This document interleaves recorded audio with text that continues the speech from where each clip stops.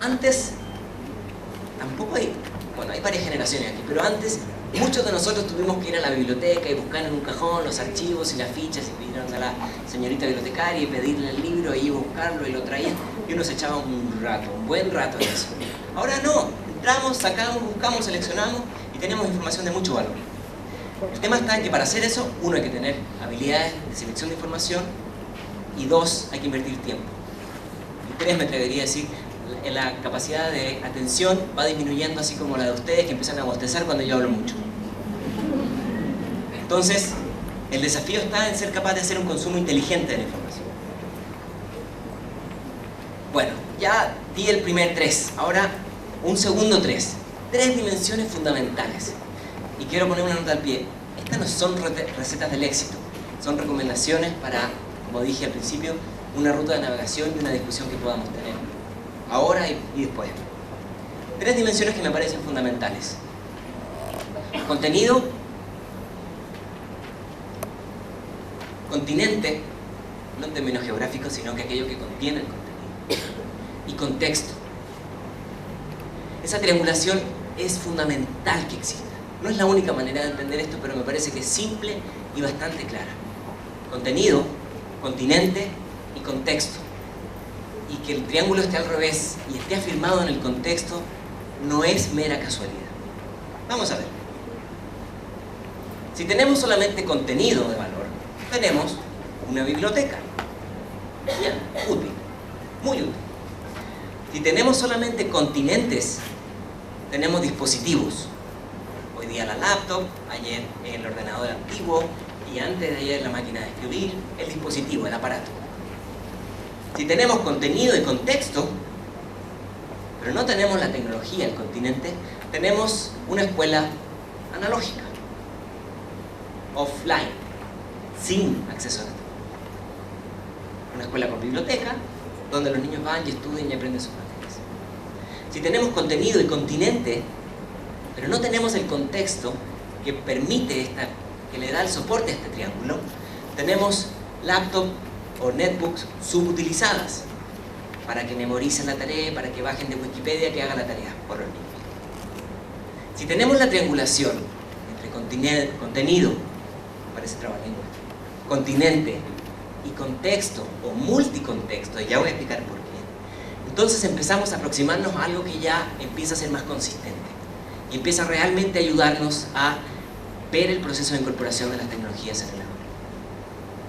Y esto, que lo hago muy simple, me interesa que quede para que luego podamos debatir aquí y en otros espacios de esta triangulación, en cuáles estamos fuertes y en cuáles nos falta todavía.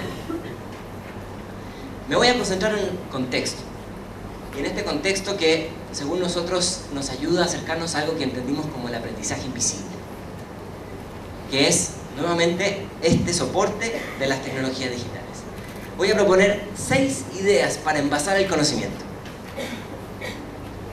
6 ideas para un contexto de aprendizaje que podrá ser con tecnología o sin tecnología. Es decir, esta no es una cosa que está excluida solamente al uso de los aparatos. Vamos a ver cuáles son. A ver, ¿qué me va a decir este tipo que yo no sé? Supongo que dirán algunos de ustedes. Vamos a ver. Primero, la idea principal del aprendizaje invisible, de esta invitación que yo les quiero hacer hoy, es un desafío que no es nada nuevo, pero a la luz de las tecnologías puede traer algunas luces. Y es el desafío de cómo hacer para combinar esos aprendizajes formales que nosotros día a día incentivamos en el aula con aquellos otros aprendizajes que los estudiantes y nosotros también, personas, adquirimos en otros contextos. ¿De qué me viene a hablar este tipo? ¿De qué religión viene? De la religión que vengo es de la invitación a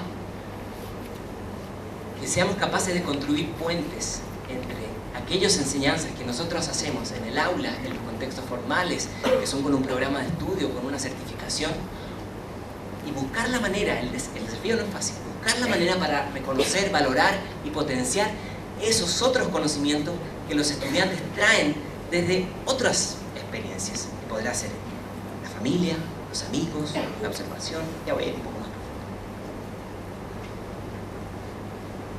Esta señora destacadísima antropóloga, era un referente, dijo esta frase: mi abuela quería que yo tuviera una educación, por eso me mantuvo fuera de la escuela.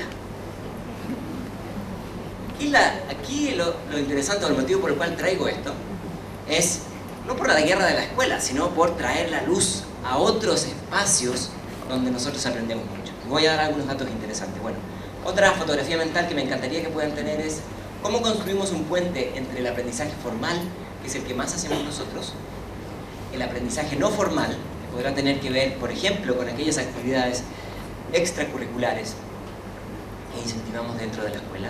Vayan al museo, vayan a esta actividad, vayan a esta película.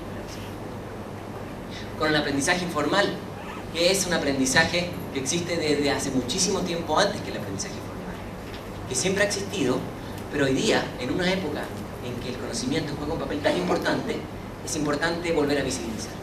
Y otro se le llama el aprendizaje serendípico, o el aprendizaje accidental, que es todas esas cosas que nos pasan en el día a día, que nos tocan aprender, que ni siquiera esperábamos. Por ejemplo, la primera vez que metimos los dedos al enchufe, que no fue tan agradable, pero en la segunda vez ya no nos quisimos leer un manual de que no hay que meter los dedos al enchufe. Ya lo aprendimos, ¿cierto? Esa es la primera de las 6 ideas. ¿Cómo construir nuevos puentes? Es un desafío, no es fácil. No tengo todas las respuestas que quisiera. Segunda, y esto es bien importante, ¿cómo desarrollamos mecanismos para incentivar el aprendizaje entre pares? Cuando digo entre pares es entre iguales. Está bien la enseñanza del profesor al estudiante, es fantástico, pero hemos visto que muchas de las habilidades digitales, por citar un ejemplo, vienen en este uno a uno, no uno a uno con la laptop, uno a uno estudiante-estudiante, estudiante-hermano, etcétera, etcétera, etcétera. ¿Y por qué es importante? Muchos ejemplos, pero en general lo más sustantivo es porque el aprendizaje entre pares se da en pequeñas dosis, en microtransferencias de conocimiento. Ay, ¿cómo hiciste? Imagínense dos niños frente a la pantalla. ¿Cómo hiciste para mover eso? No, mira, tienes que entrar aquí y bajar acá. Ah, perfecto. Esas son las microtransferencias de las cuales nosotros nos nutrimos día a día y son casi imperceptibles porque son muy cotidianas. Miren, por ejemplo, en el caso de Uruguay, ellos hicieron una primera evaluación del impacto de cómo se están utilizando las tecnologías y se hicieron la pregunta: ¿cómo los chicos están aprendiendo a usar la laptop? Y miren lo que apareció. El 45% de los estudiantes, casi la mitad, aprendieron entre sus compañeros. El 36% aprendió por su cuenta, el autoaprendizaje. Solamente el 20% aprendió de un docente. ¿Significa esto que el docente se va de vacaciones y no sirve? No, no significa eso. Significa que existen estos otros motores de microtransferencia que tenemos que buscar la manera de incentivarlos lo más posible dentro del aula y pensando en esta idea del puente fuera del aula también. Miren lo que dice Glasser. Nosotros aprendemos el 10% de lo que leemos, el 20% de lo que escuchamos, el 30% de lo que vemos, el 50% de lo que escuchamos y vemos, el 70% de lo que discutimos con otro, el 80% de lo que experimentamos y el 95% de lo que enseñamos.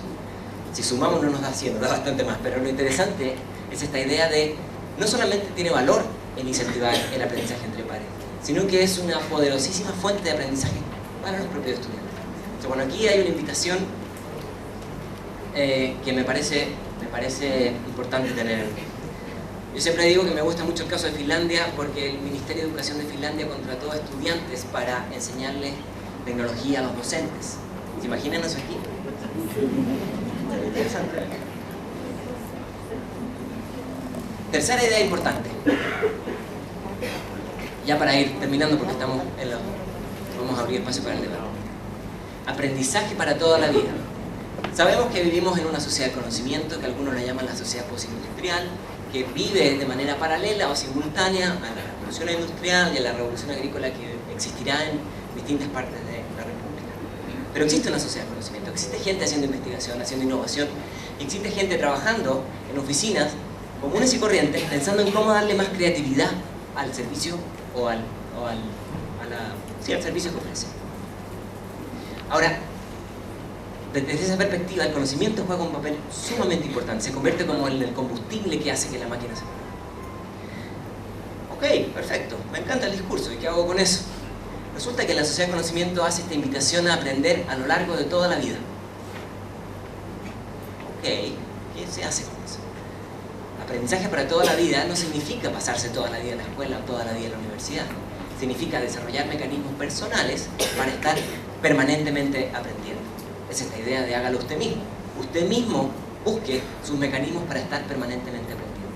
Podrá ser reforzando el aprendizaje informal, podrá ser aprovechando el aprendizaje entre pares, construir distintos mecanismos. Ahora, esto es una invitación.